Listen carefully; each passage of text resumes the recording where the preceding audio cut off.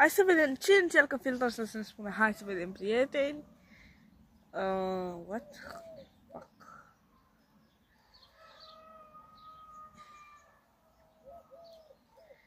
Asta e cea mai rea de aici. Hai să încercăm alt filtru. Tot cu 225. Ok, hai să vedem același filtru.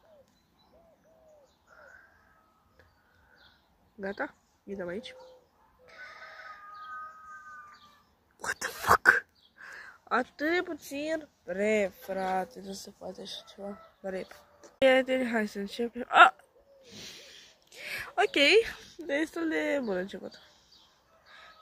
Ok, e bun începutul. Ce fac? Am oprit filmarea și ce fac? Bun, deci filtrul ăsta ar trebui să ne spună. Ar trebui să luăm pe jos. Sau nu știu ce să facem. Urcă! Păi cine bă buburuzează? Ce trebuie să facă jocul ăsta? Trebuie să dau așa. Cu dege. Am intrat fix în ea. Hai să mai încercăm. Sus, de tot. Sus, de tot. Deci apare și sus se poate. Ei, urcă sus.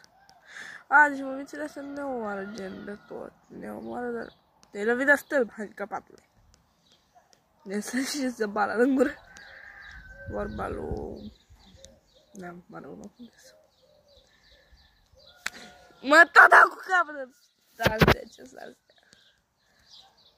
Mă scuzați că mă comport ciudat, dar eu pe video. Altfel, gata, m-ai întrebat. Bun, frate, ăsta e ca cel de înainte. Am scris în ultimul hal, fără A. Am pus B! What the fuck? Gata, perfect, hai să... Gata, hai.